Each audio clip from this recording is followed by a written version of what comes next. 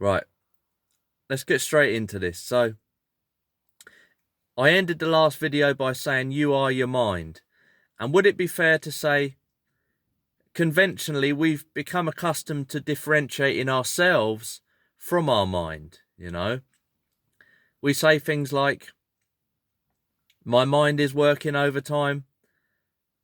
My mind won't let me. I want to, but my mind won't let me. You know, most people will have experienced being caught in a daydream. And when we snap out of that daydream, we say things like, oh, sorry about that. My mind was elsewhere. You know, when we make any of these statements, it implies there is a you and your mind, you know, and this just creates separation. It creates the idea that there is me and my mind. And from that idea of the mind being separate, it's easy to, it's easy to then view the mind as a criminal. Not a criminal, but a nuisance or something that needs controlling. But this is all just a misunderstanding, because it's not the mind itself that is wandering off. You are your mind. It's thought that wanders off, and thought is an element of the mind. I'll explain what I mean by that. You know, from what I've observed within myself, what makes sense to me is that there are elements of the mind, and thought is an element of the mind. You know, think of a mobile phone. There are different elements which make it what it is, meaning it has the ability to make calls, send messages, take photos, make videos. It has a built-in memory store.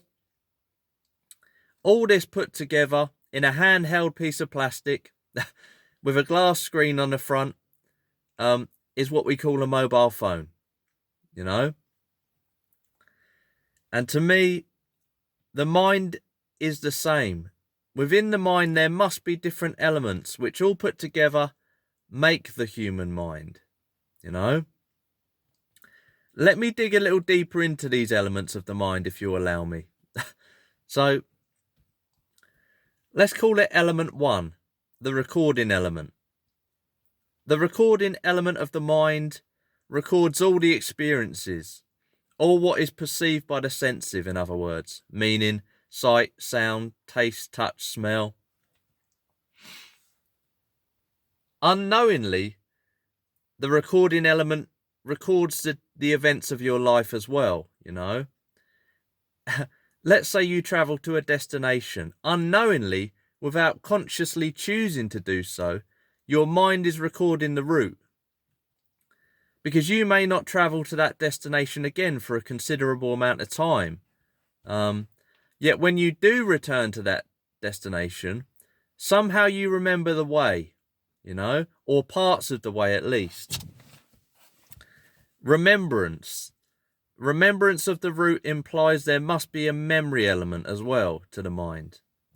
In the same way, when someone pays you a compliment or insults you, your mind records it and remembers. You know? Element 2, memory. The memory element. If there was no inbuilt memory element within your mind, there'd be no such thing as recognition, no such thing as remembrance. To talk, to walk, your name, where you live, who your parents are, all this requires you to remember. You know, so you must have a memory element to the mind, a memory store, which stores all the recordings, in other words. Now, element 3, thought. The thinking element of the mind is the most fascinating thing ever in the whole goddamn world.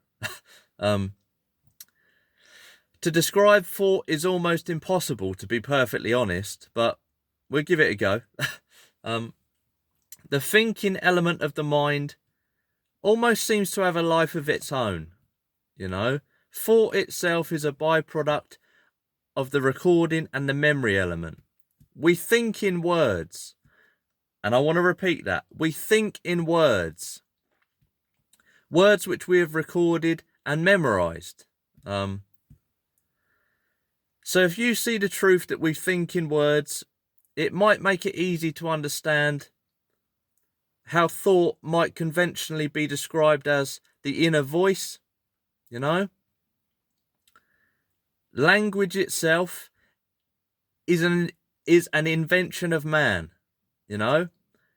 Many years ago, language was slowly created as a byproduct of human sounds, grunts, grunts and sounds that were sculpted into a language many, many years ago. Think of the caveman, the curiosity of the caveman, you know?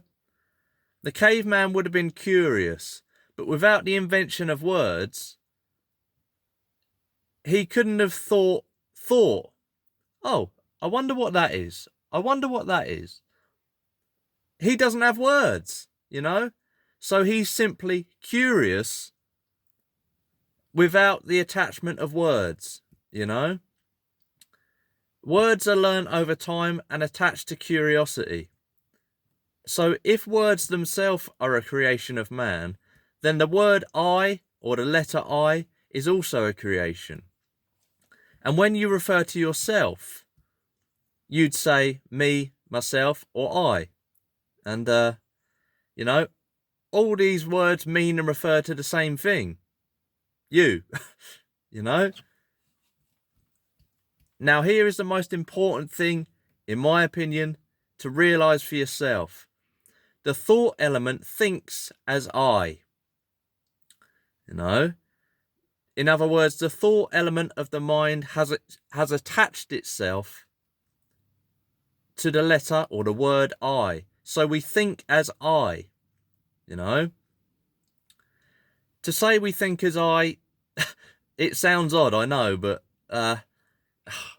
what I'm saying is we experience thoughts such as, I like the look of that. I love that.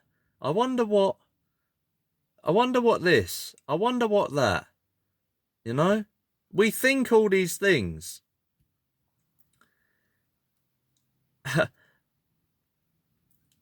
As I said, thought seems to have a life of its own, almost. Thought is constantly commentating, thinking, casting opinions, judgments. And so very rarely is there ever a quietness within the mind. Have you noticed this? Because the thought element is always in operation, you know? And thought just happens as well, without choice. Have you noticed this? Of course, there's times when you need to think. Someone asks you a question and you think about the answer. But generally speaking, thought just happens. And these thoughts that happen without choice feed from the memory element, you know, because thought and memory work hand in hand. A familiar example might be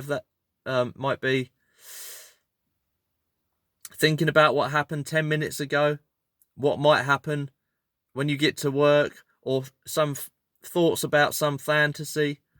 All these thoughts are examples of our daily thinking patterns. Would you agree with that?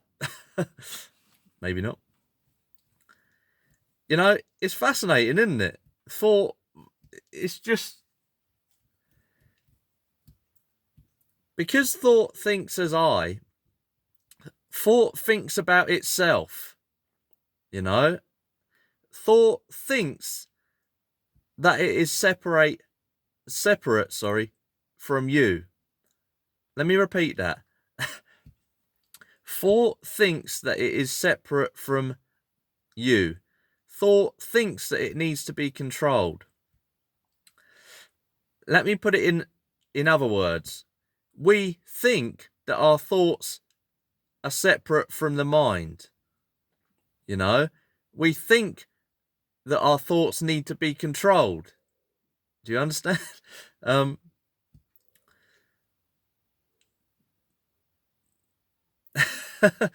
You know what I'm saying? So anyway, we're up to 10 minutes now. So if anyone's watching this, thank you. We'll carry on next time. I'll leave you with all that. And yeah, all the best.